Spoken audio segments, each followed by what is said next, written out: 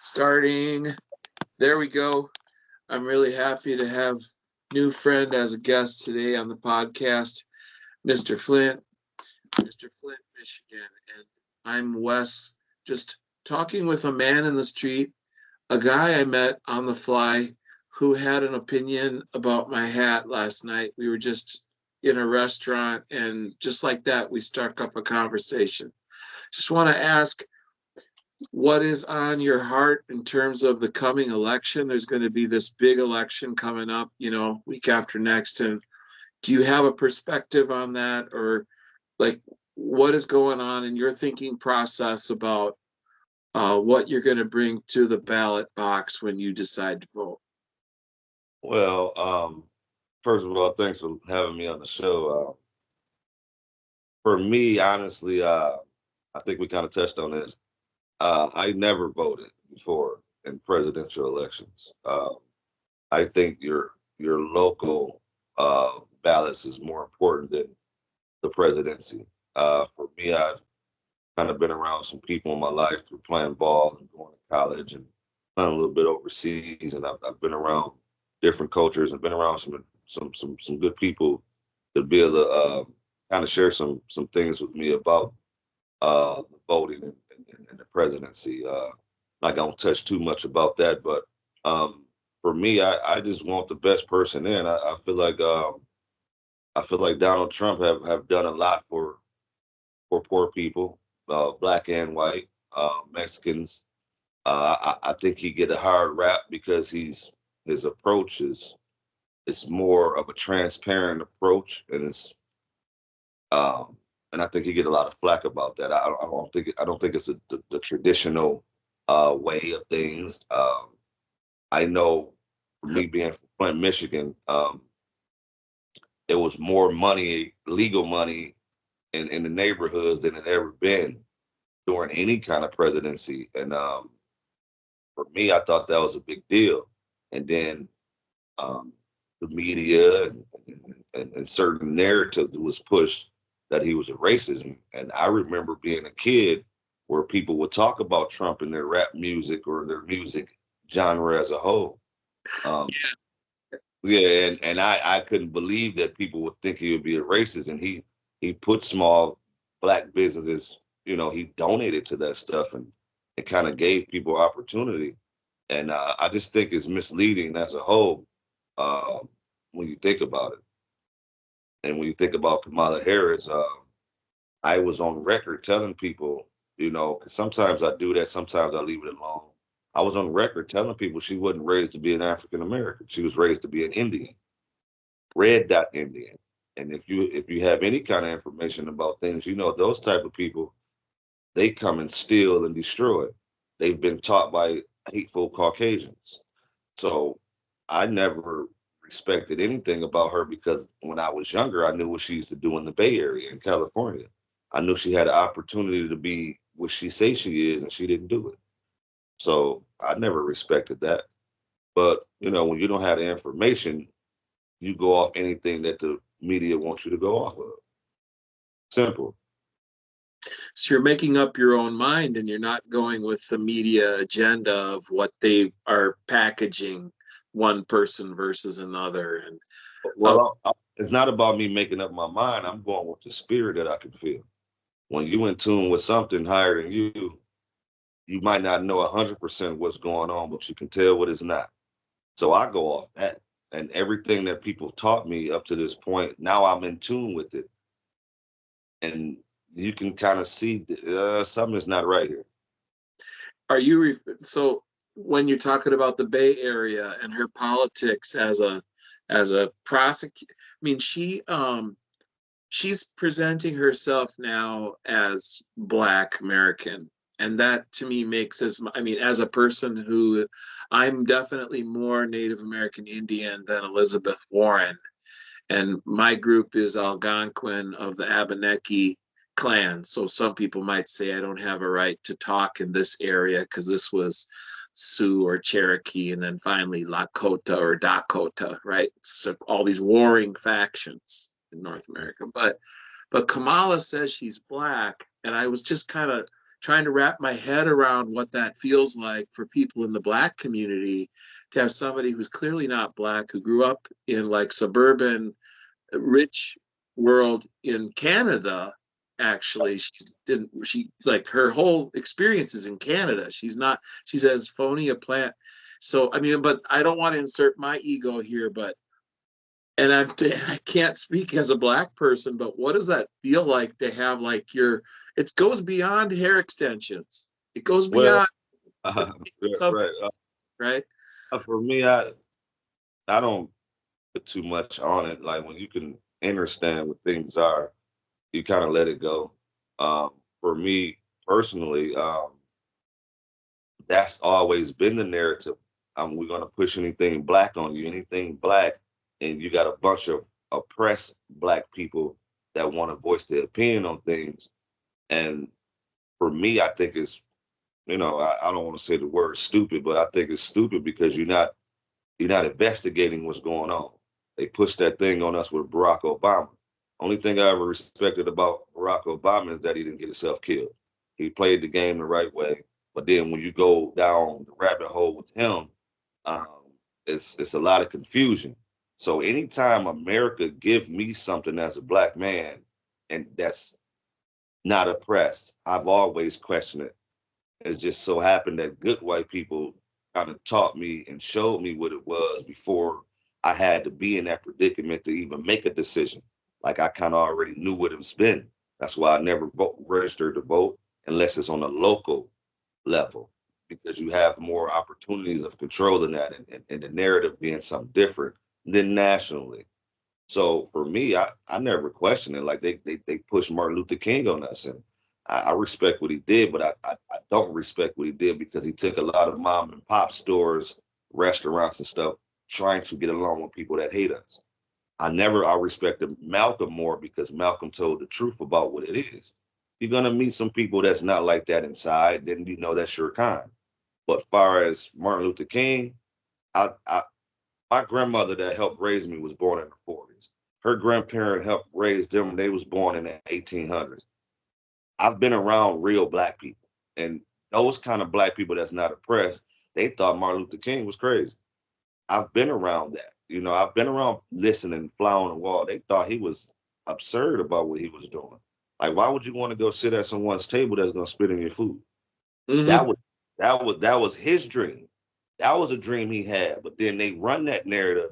But then, years later, all of a sudden now they saying what he said afterwards, the day before he got killed, before he got murdered. He said, "I think I'm leading my people into a burning house." So Mm-hmm. God already prepared him for what was coming next. He kind of, people know when something's going to happen. He knew these people was going to betray him. All we need is one more peace rally, and they set him up to kill him. Then they blame it on someone that didn't do it. So that's the narrative that it's been. It's just so sad that people have to be gone in the physical for the truth to come out. It's been years. Like they give when they give you truth, they wait for 30 years, 50 years to give you truth. And when you can investigate it yourself and you can know the truth now. But people don't want to live that way because when you live that way, you have to stand on that. You have to be of that. Any prophet, any Jesus, Muhammad, any person you ever heard in life that stood by some truth, they either had to die or they had to be in prison. Luckily for myself, it hasn't came that way for me to die because people died for me. So I live in that all the time. Like I'm there about that because the old way of things not work anymore. That's why when I talk about stuff, I'm very transparent and I talk about it in a way I can feel it as a spirit. So everything goes together for me. Either it's yay or nay. It's no gray area in the spirit. And sometimes we've been taught to live that way. That's where it compromises you evolving in a positive way. That evolves the negative spirit when you think it's a gray area in the spirit. It's no gray area in the spirit. It might be a little gray area in the physical, but never in the spirit. It's either gay or nay. So that's I talking that those parables. You leave me speechless because I I used to have many, many more Black friends than I do now. And I have missed this way of speaking, if you will, if that makes sense to you. Right. And I'm saying it in a respectful way. Because it seems to me that Black people can have a special gift or talent for smelling bullshit that a lot of people don't understand about them. And it comes from growing up with a target on your back, or being growing up with a heightened sense of awareness, or maybe some childhood trauma. Whatever it is, it's a kind of a gift. But I liked, you mentioned Malcolm X, and one of the things that stuck out from his writings was when he said that well, it was in an interview as well that's often quoted, about white liberals are the ones that you can't trust. And I was a liberal. I was a liberal most of my life. And President Trump is the first Republican I ever voted for in my lifetime. But what do you think about Malcolm X's statement about white liberals? Do you see any people that are kind of co-opting Black pain, or co-opting Black movements to use it for their purposes? Um, Well, I'm sorry. Go ahead. no, I was done. It's cool. Well, first you got to go back to Black people used to be right wing Republicans way before we was born. Um, Yeah. I believe that some liberals is in cahoots um, with doing such things like Malcolm said, because um, that's what happened with Black Wall Street. When we had those necessary times of when we was, you know, thriving and doing things, and that Right. was before Malcolm. That was, I mean, before Martin Luther King came on when he had a dream. Those was the times that they didn't want. So if you're a liberal and you can put yourself in that position, you can help out people for the agenda. The whole agenda is we need to vote Black people out because we don't want them to have no control of nothing. They thriving too much. We want what they have. And that's exactly what happened with Black Wall Street and certain cities and states that was thriving. Black people was thriving then, and we didn't need to be around white people for nothing. And I'm not saying it in that sense, because we good white, good Caucasian, good spirited Caucasians always knew we had the spirit. They always been apart. And I think it's sad because we kind of touched on this. They don't even tell the white citizens as a whole about what white people went through with Black people during the civil rights movement. And I just told my girlfriend, she's on the phone, she listening in, about John Brown when he went to Harper's Ferry with two of his sons willing to die for Black people. And no one talks about John Brown. I don't hear nothing in my history classes and stuff. When I was coming up, I knew some of it was garbage because I was around playing AU ball and traveling in the world. And I was able to know about the vibration and energy because people be talking about the stuff that I was even thinking about back home in Flint. And I knew they was good people. So they never even speak about these people. Like I asked some kids, now who is Mark Twain? They don't know. And if it wasn't for Mark Twain as a good Caucasian or whatever, he wasn't Black, but he let us know about, if you talking about the N word. Right. Everybody was the N word until he wrote his book. Now you know who nigga Jim is now. You know who the N word Jim is. And Right. excuse me, I talk transparent, but now we know what the nigga name is because of Mark Twain. His name was Jim. And it's They true. don't, Liberals yeah, banned that book. That's one of the banned. Tom Sawyer and Huckleberry Finn is something that liberals don't want in school libraries and public libraries. right. That's right. That's what I told my girlfriend, and I tell people that when we talk, that it's some books that I've read in my life they wouldn't even allow in a Barnes and Noble or none of that because it tells too much truth, too much truth. And I love the era that we living in, even though it's going to get better, but it's coming. to a point now that the universe is exposing everything so people can wake up more. It's time to wake up more because we're not going to be able to live the way we want to live if all this negative energy and secrets is going on. So the era that we might not see it in our lifetime, but the kids going to be able to enjoy it because now we're living in a time now that you can't play these old games no more. It's too much information being pumped out now. You know, and I love it honestly. Because in my spirit of spirits and what I feel, I can see things that I wasn't taught sometimes. I can feel things that you have to be around people with great wisdom to even know how to understand it. So um, it's a great time, also a bad time because the negative got to usher itself out. So that's what you see going on now when you can be in tune with the spirit of something higher than you. It usher itself out, and then things get better. And now you're only gonna be able to align with what you is inside. That's how it's supposed to be. So Can I ask you a question? oh yeah. Yeah. You're you mentioned about blacks used to be Republicans and like ultra right Republicans, and we know like the first congressmen were the first black congressmen were Republicans, all of them, and then out of that came this tradition of oratory with guys like Daniel Webster and all that.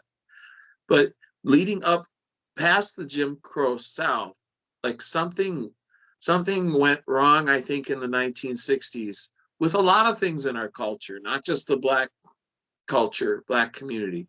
Did like when by the time LBJ signed the Great Society program, if you look back to black families of the 30s, 40s, 50s, they're dressed, they're suited and booted. They're trying to project, they're projecting a stature of they've arrived and this is their place. When you talk about the destruction of the African American family, the black family after the 60s, it becomes degraded somehow, as we all have. I don't mean just black people, but families have become broken, and is too much, like, were we somehow tricked into changing our culture by being bought off or having wealth thrust on us? If you Um, yeah. thoughts. Um, yeah. All of it's been a trick. 90% of what you see is an illusion. That's why you have to be in tune with the spirit of something higher than you. And I say this all the time. You talk to the creator, God, whatever you want to call it, you talk to that spirit about yourself and what you need to get better at. But when you bring in the negative energy to other people, you're in trouble.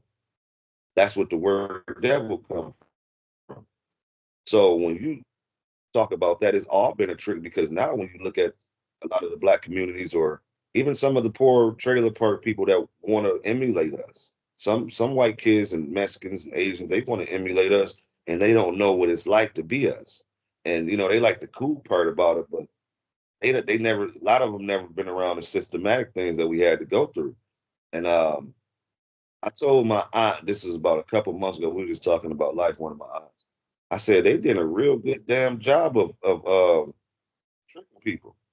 When you look at it and how things are going and how things are not supposed to go, they did a damn good job of tricking people, manipulating the spirit of things. And I kind of practice metaphysics also, and I got this guy named Dr. Phil Valentine that taught me a lot. And like we used to talk about this when I was, a teenager. You're like, oh, they did a real damn good job because now when you look at what's going on with the black community, um, some of it has worked because now we didn't, as a whole, we didn't took on the slave masters type of spirit. Instead of going out there getting that hateful person, you want to go out there and kill someone that you grew up around the corner from. I never understood that at all.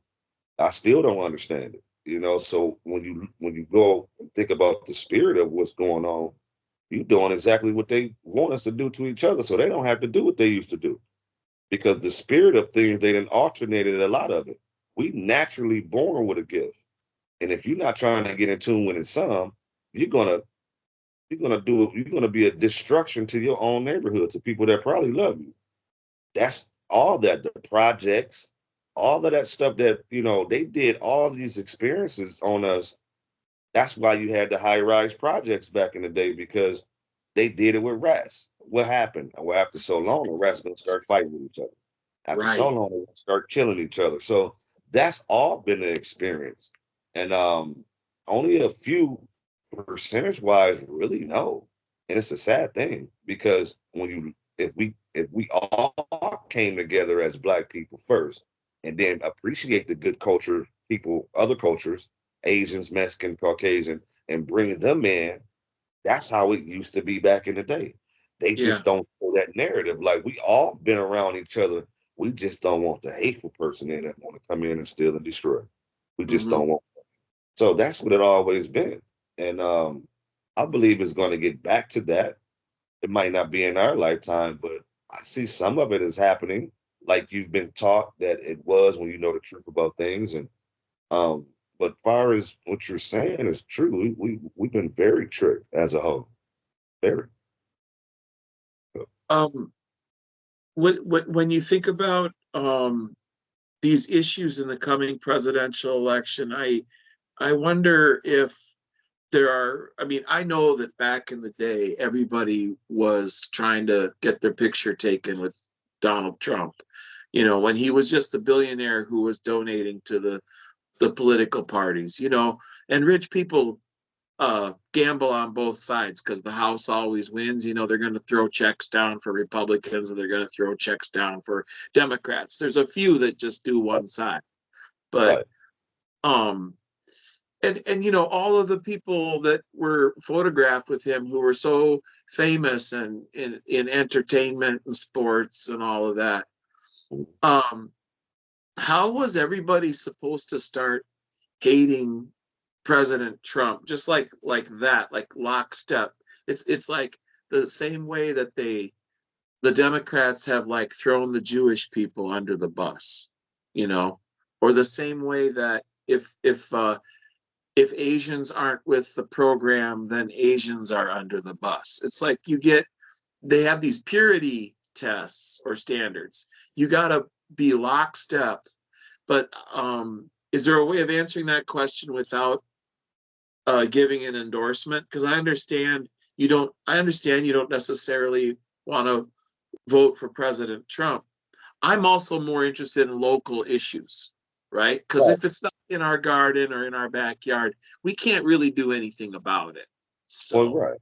And I can say this, it costs too much to pay attention all the time when you can kind of understand what it's not.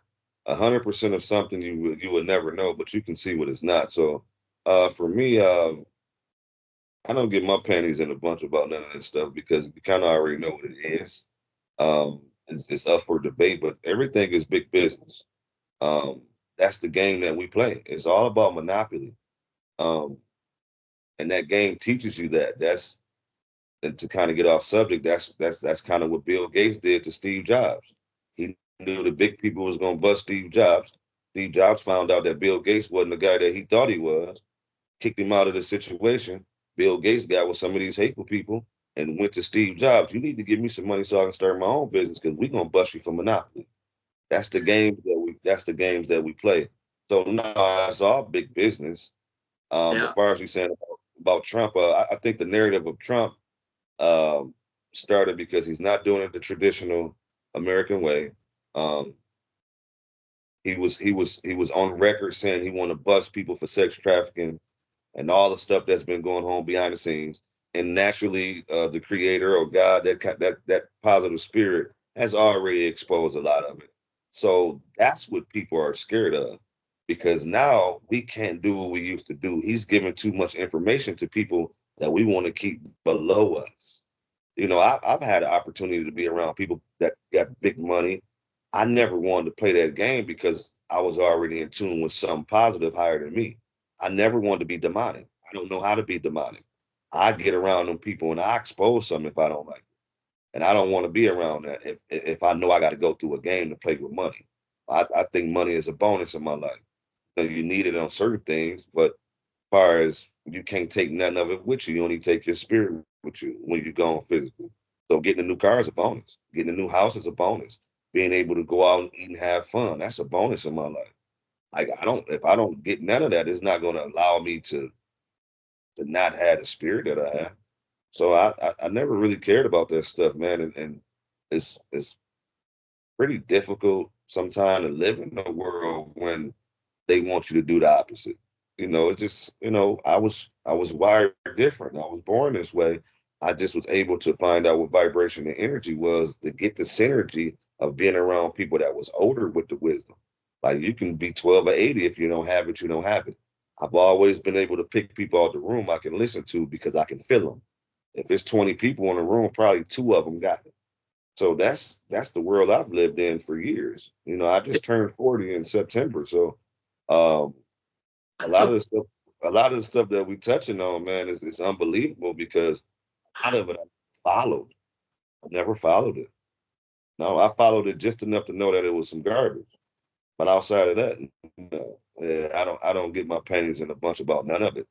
But but with Trump, yeah, he told some truth that he wasn't supposed to say. So now they want the narrative to be something else because now, oh my goodness, he's waking up these people that we're supposed to be controlling. Oh, it's no more control now. None of it. You know how people say you're out of control? Yeah, I'm out Yeah, of control because I'm in control. I want to be out of your control. I do because I can't be in your control. right. Yes, I can be out of control. Yeah, very much. It's just perfect. And I think that was a deal breaker or maker for me. Deal breaker for me with the DFL. And I remember that first debate when all the Republicans were on that stage in front of that aircraft somewhere. They were in front of I guess it was in front of the Reagan aircraft, but all the Republicans, there's like 17 of them up there, and Trump was in the middle, and everybody was attacking him from the get-go. Nobody liked him. And I said, Right. that's interesting. That's weird. Um, Very weird. Very weird. he's the Yeah. only guy that everybody hates. Maybe that's my man. And that was just kind of one of the things that woke me up. I remember exactly where I was when I watched that debate on stage. And I said, if the Republicans don't like him and the Democrats don't like him, then maybe this is somebody that I can think has something going on. Yeah. I mean, when things get exposed, people who's been playing that game in secret, they don't want it to come out. When you playing that game in secret and it comes out, that's I was telling my girlfriend this. You go to different things, me being at Catholic Charities, Umbro Valley Health, just kind of infiltrating things. But that's my gift to be able to be able to help others and pass it forward. But when you see it as a whole, you say, "Oh, these people playing games." You can be honest, but you can't tell too much truth because now people are going to find when you tell too much truth, that spirit is going to let people know what we're doing that's not good for the people as a whole. And for me, being of the in the bubble I was in of going to school, playing sports, and when I got in the world, I got in the world for real when I was probably 32, 33 years old. When I got in the world for real, I said, oh, this is more fucked up than what I thought. Spiritually, it's more fucked up than I thought. Because you living in the bubble, sometimes you're not paying attention to certain things. You know it's there, but you can get away from it. And you got to live in the world, and none of that, no sports, not in the gym every day, and you kind of could just focus on life all the way. Oh, it's treacherous. Mm. It's a treacherous feeling because now you realize what everybody that told you was true. That told you the truth. And 80% of the things you're going to be around is garbage. People's spirit is very low. Sometimes people don't know better. Like, and I was just telling my girlfriend is that when you of that and you got a high level of light inside of you, you be more compassionate about it because you like this shouldn't be this way. You love harder. You know how to check yourself. You don't want nothing really to go wrong with other people and yourself. If things happen, you got the right to defend yourself. But far as just a normal day, a normal time, I want everybody to feel the spirit like I do. I don't want nobody to go through no pain. because I know what it feels like to be around high level of light. It's almost like you're floating. When you're around negative spirit, you got to be on guard at all times, seem like, because you just never know. And for me, that's